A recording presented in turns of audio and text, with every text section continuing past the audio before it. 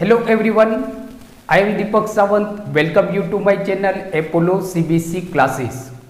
बच्चों, आज हम पढ़ने वाले हैं स्टैंडर्ड 10th बायोलॉजी और बायोलॉजी में आज हम पढ़ने वाले हैं ह्यूमन हार्ट. ह्यूमन हार्ट के बारे में आज हम डिस्कस करेंगे.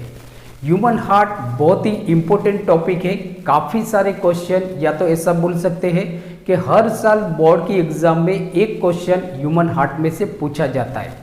तो आज का वीडियो लेक्चर आपके लिए बहुत इंपॉर्टेंट है, तो प्लीज़ इस वीडियो लेक्चर को एंड तक देखिए. और हाँ, एक रिक्वेस्ट है आपसे कि अगर आप मेरी चैनल अपोलो सीबीएसई क्लासेस पे नए हो तो please subscribe my channel Apollo CBSE classes और बेल आइकन को प्रेस कीजिए, जिससे जितने भी आने वाले वीडियो लेक्चर है सारी वीडियो लेक्चर की नोटिफिकेशन आपको मिलती रहे. तो हम चैप्टर को स्टार्ट करते हैं. आज हम पढ़ेंगे standard 10th biology human heart. तो बच्चों देखो, यहाँ पे मैंने एक ह्यूमन हार्ट ड्रॉ किया हुआ है, मीन्स कि this is the diagram of human heart. अब सबसे पहले हम देखते हैं बेटा ह्यूमन हार्ट के बारे में. तो हमारा जो हार्ट होता है ह्यूमन हार्ट, तो फर्स्ट आपको ये लिखना है कि human heart is a muscular organ. ये मस्क्यूलर ऑर्गन है and it is main pumping station of our circulatory system. ये हमारी जो सर्कुलेटरी सिस्टम है इसका मेन पंपिंग स्टेशन है. मीन्स के जो हमारा हार्ट होता है वो पंप करता है और इस तरह से जो हमारे बॉडी के अंदर ब्लड होता है वो ब्लड पूरे बॉडी के अंदर सर्कुलेट होते रहता है. तो क्या लिखना है बेटा कि human heart is a muscular organ. ये कहाँ पे सिचुएटेड होता है? तो human heart is situated in thoracic cavity. कौन सी कैविटी में सिचुएटेड होता है बेटा? तो human heart is situated in the thoracic cavity. Thoracic cavity ये हमारी थोरासिक कैविटी के अंदर सिचुएटेड होता है. जो हमारी चेस्ट का जो कैविटी है उसको हम बोलते हैं थोरासिक कैविटी. दूसरा ये कहाँ पे होता है? तो human heart is situated between two lungs. ये जो हमारे दो लंग्स है राइट और लेफ्ट, इनके बीच में होता है, but it is slightly situated towards the left. थोड़ा ये लेफ्ट की तरफ होता है. तो देखो बेटा क्या हो जाता है कि human heart is a muscular organ which is situated between two lungs but slightly left side. दूसरा देखो बेटा कि जो हमारा ह्यूमन हार्ट होता है ये कहाँ पे सिचुएट होता है? लेफ्ट साइड में. दो लंग्स के बीच में जो जगह होती है वहाँ पे सिचुएटेड होता है, बट थोड़ा लेफ्ट में होता है. दूसरा कि it has a side of close fist. इसकी साइज कितनी होती है बेटा? तो जो आप मुट्ठी बंद करते हो जिसको हम बोलते हैं क्लोज फिस्ट, तो हमारी जो ह्यूमन हार्ट की जो साइज होती है वो अप्रोक्सीमेटली क्लोज फिस्ट होता है. चलो ये तो मालूम पड़ गया कि कहाँ पे सिचुएटेड होता है और क्या काम करता है. तो it is the main pumping station of our circulatory system. आगे चलते हैं बेटा. अब देखो बेटा कि हमारा जो ह्यूमन हार्ट है it is divided into 4 chambers. ये 4 चेम्बर में डिवाइड होता है. अब जैसे देखो कि समझो कि ये हमारा हार्ट है, थोड़ा इजी वे में हम समझते हैं कि ये हमारा हार्ट है. So it is divided into 4 chambers. ऊपर वाली जो 2 चेम्बर्स होते हैं उसको हम बोलते हैं एट्रियम, और नीचे वाली जो 2 चेम्बर होते हैं उसको हम बोलते हैं वेंट्रिकल्स. तो ये आपका राइट एट्रियम हो गया, ये लेफ्ट एट्रियम हो गया. This is right ventricle and this is left ventricle. तो देखो बेटा कि human heart is divided into 4 chambers. 1 2 3 4 ये 4 चेम्बर है. बेटा डायग्राम को थोड़ा अच्छी तरह से समझना, क्योंकि आपको बोर्ड के एग्जाम में डायग्राम भी ड्रॉ करना होता है. तो डायग्राम को please understand diagram very carefully. तो जो हमारा ह्यूमन हार्ट होता है it is divided into 4 chambers 1 2 3 4. अब ये जो 2 ऊपर वाली चेम्बर होती है उनको हम बोलते हैं एट्रियम. क्या बोलते हैं? They are called atrium. ये हमारा राइट एट्रियम हो गया, ये हमारा लेफ्ट एट्रियम हुआ. This is right ventricle and this is left ventricle.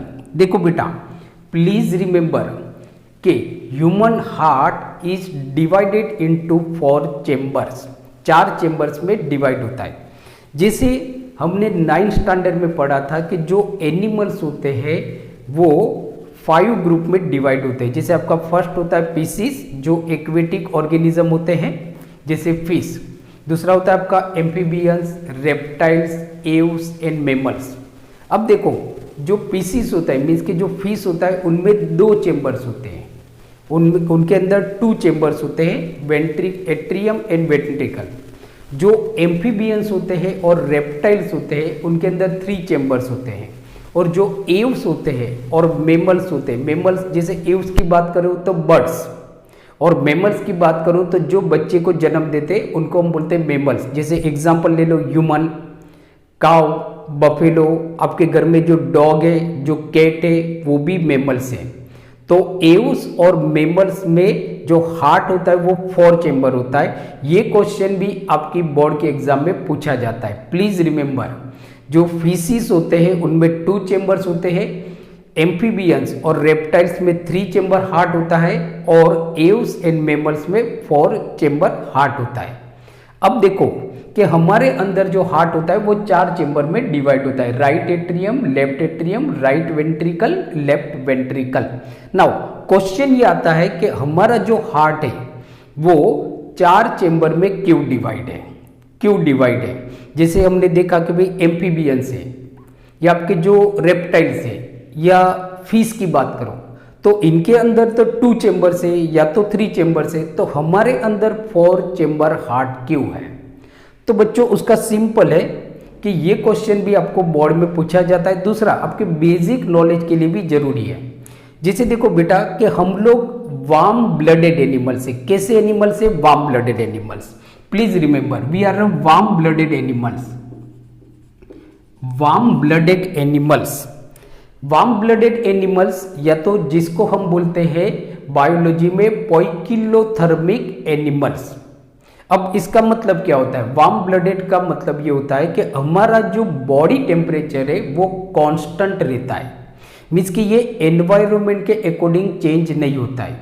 जैसे समझो हमारा जो बॉडी टेम्परेचर होता है इट इज रफली 37 डिग्री सेल्सियस। कितना होता है? इट इज रफली 37 degree Celsius our body temperature. और ये किसी भी सिचुएशन में हमारा बॉडी टेम्परेचर जो होता है वो 37 डिग्री ही होता है। अब जैसे देखो, अगर ठंडी है और एटमॉस्फेयर में जो टेम्परेचर है वो 20 डिग्री है, बट आपका जो बॉडी का टेम्परेचर होगा वो तो 37 डिग्री होगा। अगर समझो कि समर की सीजन है और बाहर एनवायरमेंट में जो टेम्परेचर है it is 45 degree Celsius, but ये 45 डिग्री है, बट आपके बॉडी का टेम्परेचर तो 37 डिग्री है। तो अब बॉडी को ये जो टेम्परेचर को मेंटेन करके रखना है 37 डिग्री, इसके लिए बॉडी को बहुत एनर्जी चाहिए, बहुत ही एनर्जी चाहिए। मीन्स के warm blooded animals required lots of energy to maintain their body temperature, therefore their hearts is divided into 4 chambers. इसकी वजह से उनका जो हार्ट होता है, हमारा जो हार्ट होता है वो 4 चेम्बर में डिवाइड होता है, जिससे क्या होता है कि ये जो 4 चेम्बर हार्ट है it prevents the intermixing of deoxygenated and oxygenated blood. ये 4 चेम्बर वाला जो हमारा हार्ट है इसकी वजह से क्या होता है कि हमारा जो डीऑक्सीनेटेड ब्लड होता है जिसके अंदर कार्बन डाइऑक्साइड होता है, और जो ऑक्सीनेटेड ब्लड होता है जिसके अंदर ऑक्सीजन होता है, जिसको हम प्योर ब्लड बोलते हैं, ये ऑलवेज सेपरेट रहता है, एक दूसरे के साथ मिक्स नहीं होता है। क्यों नहीं होता है? क्योंकि we are warm blooded animals. इसकी वजह से हमारा हार्ट 4 चेम्बर में डिवाइड होता है। ये बच्चों आपको बोर्ड के एग्जाम के लिए याद रखना है। अब देखो, तो आपको ये तो मालूम पड़ गया कि जो हमारा हार्ट होता है वो 4 चेम्बर में डिवाइड होता है। Upper 2 chambers are called atrium and lower 2 chambers are called ventricle. ये जो ऊपर वाली 2 चेम्बर है उसको एट्रियम बोलेंगे, नीचे वाली जो दो चेंबर है उनको हम वेंट्रिकल्स बोलेंगे। अब देखो बेटा, अब ये जो राइट एट्रियम है और लेफ्ट एट्रियम है, इनके बीच में ये दोनों भी सेपरेट है। इनके बीच में एक थिन मस्क्यूलर वॉल है, पतली होती है। देखो याद रखो, atrium, right atrium and left atrium, right atrium और लेफ्ट एट्रियम के बीच में एक थीन मस्क्यूलर वॉल होती है। कैसी वॉल होती है? थीन मस्क्यूलर वॉल होती है, जिसको हम बोलते हैं inter auricular septum. This is called inter auricular septum. ये क्वेश्चन तो आपको बोर्ड में नहीं पूछा जाता है, तो आपको ज़्यादा नहीं करना है। दूसरा देखो, उसी तरह से जो राइट वेंट्रिकल है और लेफ्ट वेंट्रिकल है, उसकी जो वॉल होती है वो थोड़ी थिक होती है, मोटी होती है। मीन्स कि ये जो वॉल होगी ये थोड़ी आपकी थिक वॉल होगी। मीन्स कि देर is a thick muscular wall which separate right ventricle and left ventricle. ये राइट वेंट्रिकल और लेफ्ट वेंट्रिकल को सेपरेट करती है। ये जो थिक वॉल है राइट वेंट्रिकल और लेफ्ट वेंट्रिकल के बीच में, इसको हम बोलते हैं inter ventricular septum. It is called inter ventricular septum. सही है, मतलब कि आपकी राइट वेंट्रिकल और लेफ्ट वेंट्रिकल ये दोनों भी सेपरेट होता है। दूसरा देखो बेटा, दूसरा कि जो राइट एट्रियम होता है और राइट वेंट्रिकल होता है, या तो लेफ्ट एट्रियम है और लेफ्ट वेंट्रिकल है, इनके बीच में भी एक मस्क्यूलर वॉल होती है जो राइट एट्रियम और राइट वेंट्रिकल, लेफ्ट एट्रियम और लेफ्ट वेंट्रिकल को भी सेपरेट करती है। देखो ये आपकी राइट एट्रियम है, राइट वेंट्रिकल, लेफ्ट एट्रियम है, लेफ्ट वेंट्रिकल, इनके बीच में भी एक फाइब्रस मस्क्यूलर वॉल होती है। So this fibrous muscular wall separated right atrium and right ventricle as well as left atrium और लेफ्ट वेंट्रिकल, ये दोनों को भी सेपरेट करती हैं। दूसरा बेटा, एक बहुत इंपॉर्टेंट क्वेश्चन आपको याद रखना है, जो आपकी बोर्ड के एग्जाम के लिए, for your board exam it is a very very important question. जैसे देखो कि राइट एट्रियम और राइट वेंट्रिकल के बीच में एक वाल होता है। There is a valve between right atrium and right ventricle. So this valve is known as a tricuspid valve. Please remember, ये वाल है बेटा यहाँ पे, किसके बीच में? राइट एट्रियम और राइट वेंट्रिकल के बीच में। ये जो वाल है इसको हम बोलेंगे ट्राइकस्पिड वाल। क्या बोलेंगे बेटा? ट्राइकस्पिड वाल, ट्राइकस्पिड वाल। सही है। उसी तरह से देखो बेटा कि जो लेफ्ट एट्रियम है और लेफ्ट वेंट्रिकल है, इसके बीच में भी एक वाल होता है, टू फ्लैप का वाल होता है, जिसको हम बोलते हैं बाइकस्पिड वाल। क्या बोलेंगे? बाइकस्पिड वाल, बाइकस्पिड वाल। सो ये क्वेश्चन भी आपकी बोर्ड के एग्जाम में पूछा जाता है। सो देर is a valve between right atrium and right ventricle, left atrium and left ventricle, tricuspid as well as bicuspid respectively. Now अब एक क्वेश्चन पूछा जाता है, what is the function of this valve? ये जो वाल है इनका काम क्या है? तो they prevent back flow of the blood. Blood का जो बैक फ्लो होता है, जैसे एग्जांपल देखो कि राइट एट्रियम में से जो ब्लड आएगा वो राइट वेंट्रिकल में आएगा, लेफ्ट एट्रियम में से जो ब्लड आएगा वो लेफ्ट वेंट्रिकल के अंदर आएगा। तो ये ब्लड वापस ना जाए, मीन्स के राइट वेंट्रिकल से वापस ये ब्लड राइट एट्रियम में ना जाए, या तो लेफ्ट वेंट्रिकल से ये ब्लड वापस लेफ्ट एट्रियम में ना जाए, उसको प्रिवेंट करता है ये दोनों वाल। तो ये क्वेश्चन भी आपको पूछा जाता है। तो आंसर क्या लिखना है बेटा कि valves prevent back flow of the blood. ये ब्लड के बैक फ्लो को प्रिवेंट करता है। चलो मालूम पड़ गया आपको सारा कि यहाँ पे एक वाल होगा और यहाँ पे एक वाल होगा और ये ओपनिंग है। सही है ना। अब जैसे देखो, अब हम इसको थोड़ा और डिटेल में समझते हैं। हमने क्या देखा कि जो हार्ट है वो मस्क्यूलर ऑर्गन है, it is situated between two lungs but it is slightly left side and it has a size of close fist. इसकी जो साइज है वो एक मुट्ठी बंद करते उतना होता है। And it is divided into 4 chambers, right atrium, right ventricle, left atrium, left ventricle. सही है, चलो आगे देखो। अब हार्ट क्या करता है, तो हमारे पूरे बॉडी में से जो डीऑक्सीनेटेड ब्लड है, या तो जिसको हम बोलते हैं कार्बन डाइऑक्साइड वाला ब्लड, जिस ब्लड के अंदर कार्बन डाइऑक्साइड है, जिसको हम इम्प्योर ब्लड बोलते हैं। क्या बोलते हैं? Impure blood, deoxygenated blood. अब देखो हमारी पूरी बॉडी में से जो डीऑक्सीनेटेड जो ब्लड होता है, जिसके अंदर कार्बन डाइऑक्साइड रहता है, वो सारा ब्लड राइट एट्रियम में आता है। प्लीज रिमेंबर, देखो पूरे बॉडी में से आपका जो ब्लड एंटर होगा वो कहां पे होगा? राइट एट्रियम के अंदर। फर्स्ट डायरेक्शन याद रखो, राइट एट्रियम में आएगा, बराबर। यहाँ पे ऊपर एक वेसल्स होती है और यहाँ पे नीचे एक वेसल्स होती है। तो देखो पूरे बॉडी में से ब्लड आपका कहां पे आया? राइट एट्रियम के अंदर। किसके थ्रू आया? तो देखो ये राइट एट्रियम में मैंने एरो मारा हुआ है, ये एक वेसल्स है जिसको हम बोलते हैं वेना कावा, बराबर, मीन्स के सुपीरियर वेना कावा, which carries deoxygenated blood from upper part of the body. Please remember, 2 pipe है, उसके थ्रू राइट एट्रियम के अंदर डीऑक्सीनेटेड ब्लड आता है पूरे बॉडी में से। एक है आपका सुपीरियर वेना कावा जो हमारी अपर बॉडी पार्ट है, मीन्स के जैसे कि आपका हेड हो गया, आपकी थोरासिक रीजन हो गया, वहां से जो भी कार्बन डाइऑक्साइड वाला ब्लड है वो सारा ब्लड ये पाइप राइट एट्रियम के अंदर डाल देता है। उसी तरह से देखो आपके बॉडी का जो नीचे वाला पार्ट है, जिसको हम बोलते हैं lower part of the body, जिसे आपका देखो कि आपकी जो एब्डोमिनल कैविटी है या जो आपके पाव है, वहां से जो भी कार्बन डाइऑक्साइड वाला ब्लड है वो भी राइट एट्रियम के अंदर आता है। किसके थ्रू आता है? इंफीरियर वेना कावा।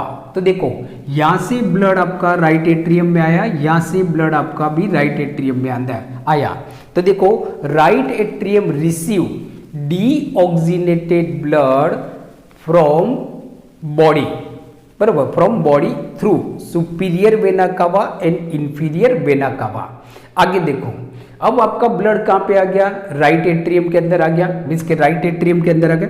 अब ये राइट एट्रियम से ये जो ब्लड है वो राइट वेंट्रिकल के अंदर आएगा, राइट एट्रियम से राइट वेंट्रिकल के अंदर आएगा। प्लीज रिमेंबर, तो right atrium pour deoxygenated blood into right ventricle through by tricuspid वाल।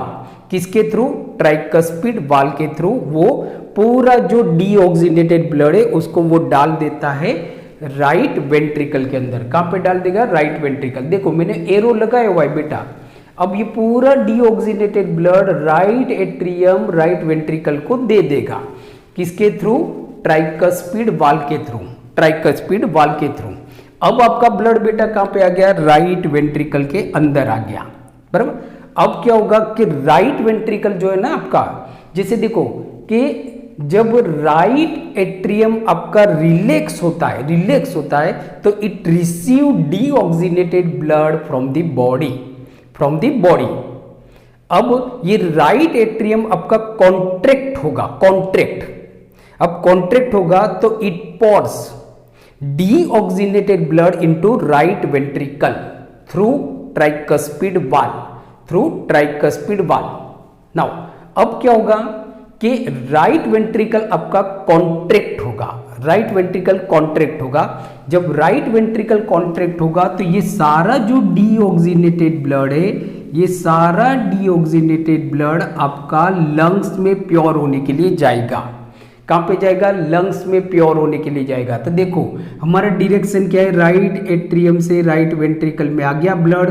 अब राइट वेंट्रिकल से ये ब्लड आपका लंग्स में प्योर होने के लिए जाएगा। देखो यहां से ये जाएगा आपका लेफ्ट लंग्स के अंदर और यहां से कुछ ब्लड आपका जाएगा राइट लंग्स के अंदर। लंग्स में जाएगा प्यूरिफिकेशन होने के लिए। किसके थ्रू जाएगा? राइट वेंट्रिकल से ब्लड मीन्स के now deoxygenated blood goes to lungs from right ventricle through pulmonary artery. It is very important question for your board exam. Means के राइट वेंट्रिकल से जो भी डीऑक्सीनेटेड ब्लड है it goes to lungs for purification. वहां पे जाके वो blood के अंदर जो कार्बन डाइऑक्साइड है वो रिलीज कर देगा और ऑक्सीजन ले लेगा। मीन्स के राइट वेंट्रिकल से deoxygenated blood goes to lungs for purification through pulmonary artery. एक वेसल से, एक ट्यूब है बराबर, एक सिलिंड्रिकल वेसल से वो पाइप ये पूरे ब्लड को लंग्स में ले जाएगा। कुछ ब्लड आपका राइट लंग्स में जाएगा, कुछ ब्लड आपका लेफ्ट लंग्स में जाएगा। किसके थ्रू जाएगा? Pulmonary artery. ये क्वेश्चन बेटा बहुत इंपॉर्टेंट है, please remember pulmonary artery always carry deoxygenated blood. This question frequently asked in your board exam, please remember. आगे देखो अब क्या होता है कि लंग्स में आपका ब्लड प्यूरिफिकेशन के लिए गया, मीन्स के राइट वेंट्रिकल से एक पाइप है, ये पाइप के थ्रू ब्लड आपका चला गया कहाँ पे? लंग्स के अंदर प्योर होने के लिए। ये लेफ्ट की तरफ गया, ये राइट की तरफ गया। देखो ब्लड जा रहा है यू और यू। उसी टाइम पे आप देखो क्या होता है कि भाई लंग्स ने पहले जो ब्लड को प्योर किया है मीन्स के ऑक्सीनेटेड ब्लड, अब लंग्स में से, राइट लंग्स में से और लेफ्ट लंग्स में से जो ऑक्सीनेटेड ब्लड है जिसके अंदर ऑक्सीजन है, जो प्योर ब्लड है वो आपका कहां पे आएगा? लेफ्ट एट्रियम के अंदर आएगा। तो देखो आपका ये जो लेफ्ट एट्रियम है, left atrium receive oxygenated blood. कौन सा blood? Oxygenated blood from lungs through pulmonary vein. देखो पल्मोनरी वेन मीन्स के यहाँ पे आपका लंग्स है और यहाँ पे आपका लंग्स है, ये आपका लेफ्ट लंग्स है और ये आपका राइट लंग्स है। तो यहाँ से ब्लड आपका जाएगा, प्योर ब्लड कहाँ पे जाएगा? आपका लेफ्ट एट्रियम में। उसी तरह से यहाँ से आपका ब्लड जाएगा लंग्स के अंदर, सॉरी एट्रियम के अंदर। तो ये जो पाइप है इनको हम बोलेंगे पल्मोनरी वेन। पल्मोनरी वेन, तो पल्मोनरी वेन में से जो भी ऑक्सीनेटेड ब्लड है वो आपका लेफ्ट एट्रियम के अंदर आता है। अब देखो आपका लेफ्ट एट्रियम के अंदर आपका ऑक्सीजन वाला ब्लड है या तो प्योर ब्लड है, सही है, प्योर ब्लड है। अब देखो ये प्योर ब्लड आपका लेफ्ट एट्रियम के अंदर है। अब लेफ्ट एट्रियम जब कॉन्ट्रैक्ट होगा ना तो ये जो वाल है लेफ्ट एट्रियम और राइट वेंट्रिकल के बीच में बाइकस्पिड वाल वो ओपन हो जाएगा, और ओपन होगा तो left atrium pour oxygenated blood into left ventricles. ये पूरा ऑक्सीजन वाला जो ब्लड है ना वो लेफ्ट वेंट्रिकल में डाल देगा। किसके थ्रू डालेगा? बाइकस्पिड वाल के थ्रू डाल देगा, बाइकस्पिड वाल के थ्रू डाल देगा। सो नाउ हम ऐसा भी बोल सकते हैं कि left ventricle receive oxygenated blood from left atrium through bicuspid वाल। अब देखो बेटा क्या हो रहा है, सिचुएशन क्या हो रहा है। तो आपका जो ऑक्सीजन वाला ब्लड है वो अभी कहां पे है? लेफ्ट वेंट्रिकल के अंदर है। कहां से आया वो? लेफ्ट एट्रियम से आया। किसके थ्रू आया? बाइकस्पिड वाल के थ्रू आया, सही है। अब देखो ये लेफ्ट वेंट्रिकल के अंदर जो भी ऑक्सीजन वाला ब्लड है, मैंने सारा ब्लू से बेटा एरो किया हुआ है, आप जूम करके देख सकते हो।